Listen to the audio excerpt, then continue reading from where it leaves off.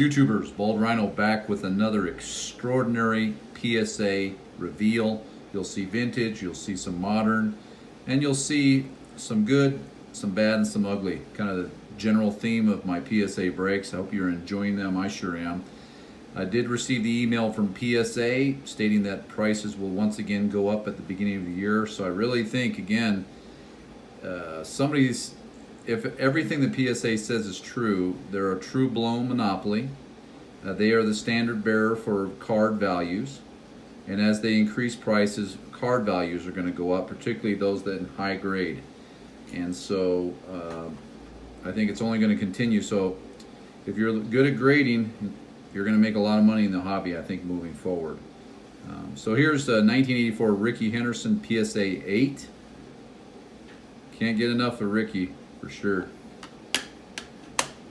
Next is Pete Rose, 1986 PSA 8.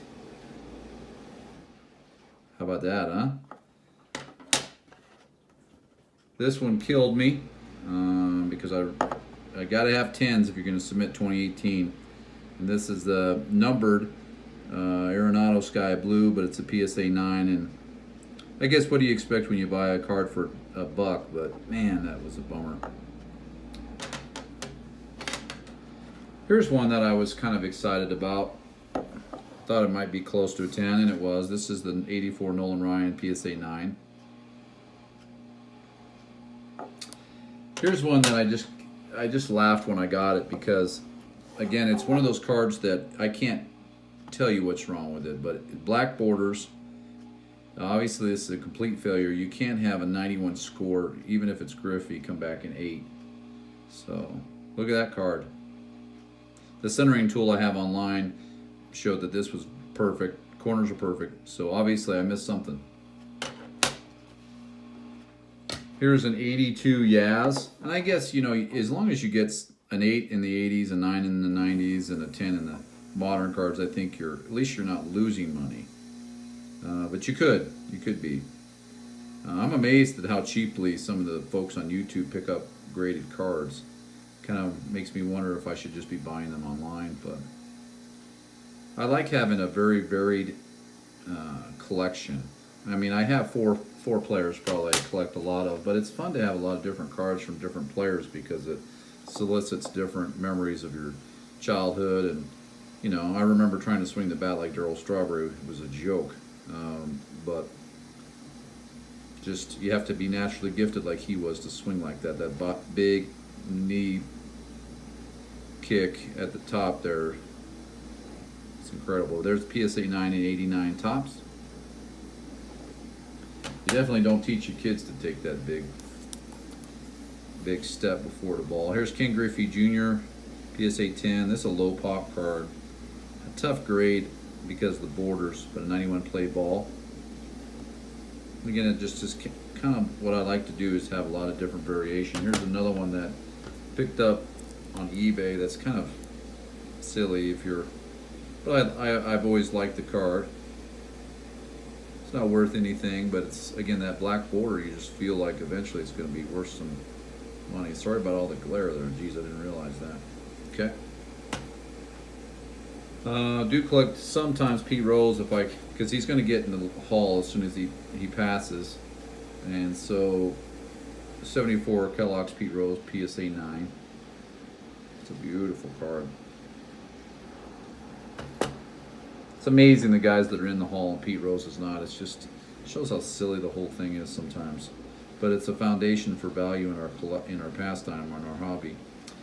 Here was a disappointment. You got to have a 10 on these cards. But it's not an easy grade. This is the tribute card in 98, the 5th one. Here is a harder card to grade than you might think. This is the 87 Donruss Rookies. This is Mark McGwire. PSA 9. Green bordering, tough card. Again, I saw him at the pharmacy the other day.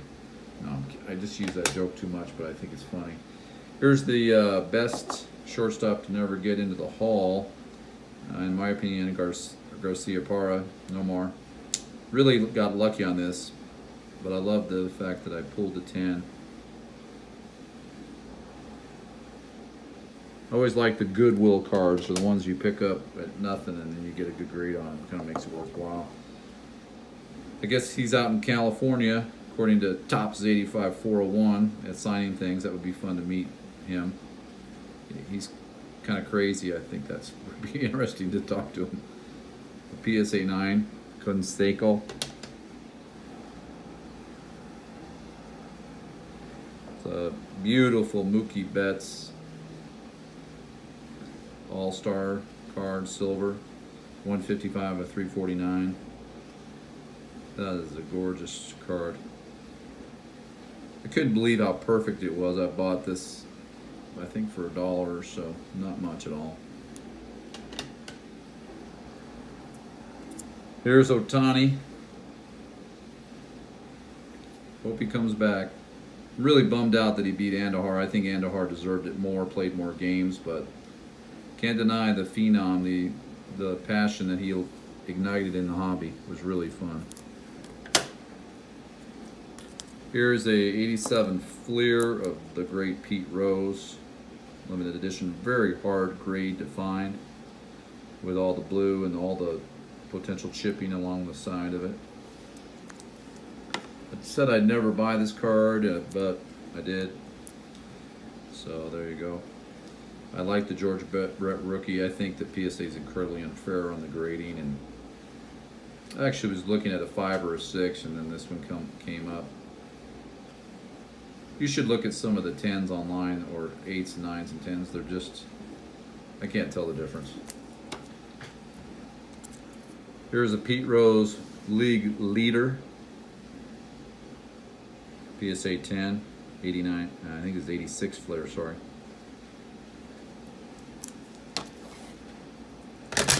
Oops. Here's a, I'll sell that card I just dropped. 91 Donruss highlights, Nolan Ryan. PSA 10. Like, obviously junk wax, not worth much, but you know, if you can get a 10 and cheaply. This was purchased to honor Westerfeld, I can't remember, the guy that was doing the search for the Mookie. I'm never that lucky, so I kind of know better. So I open a lot of packs just because I have an addiction, but I'm never hoping to get anything. So I went out and just got this one. I don't know how talented the guy really is, but it's nice to have one in case he is as good as he might be. Here was a nice one. I do collect some Schmidt when I can get it cheap, since he is the greatest third baseman probably ever lived, certainly hitting. PSA 9. This is a fun card. This is Andy Van Slyke, PSA 9. I don't know if you've seen this dude lately, but man, he keeps in tremendous shape. You know, he obviously may have visited the pharmacy as a player, but I think he does so in real life. I don't know, but he is in tremendous condition for a guy his age. Reggie Jackson, PSA 984. This was one of the victories of the submission. Really a great card. This is a fun one. I obviously have the 65 set and collected it most of my life, and found this online, and I knew it wasn't going to be a 10. It's not centered well enough, but it is the reprint from the 96 Top Cent, and so I just had to have it in my collection. I grade a lot of cards. A lot of people go, why would you ever grade that? It's just sentimental value, or your own collection. Why not, you know? Here's a Trout, 2016. Again, this is the 500 Home Run Futures Club, and a bummer that I got a 9. Just can't get a 9 in that card. But beauty though. And the last two, there's a Clemente 61 post serial PSA. I've always wanted the card. When I was a kid, I had it and I lost it, and I didn't want to pay too much because it's not that big a deal. But so this is not a cheap card, but it's a Clemente card, PSA 2. And then lastly, sometimes I see things now. I'd love people's opinions, but this is an Arenado 9.5.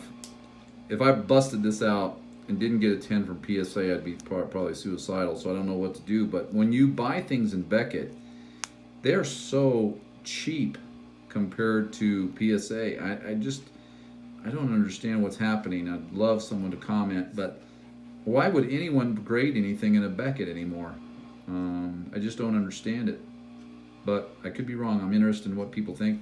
That's the PSA reveal. I appreciate all the subscribers and the likes. Please do that and comment. Have a great day.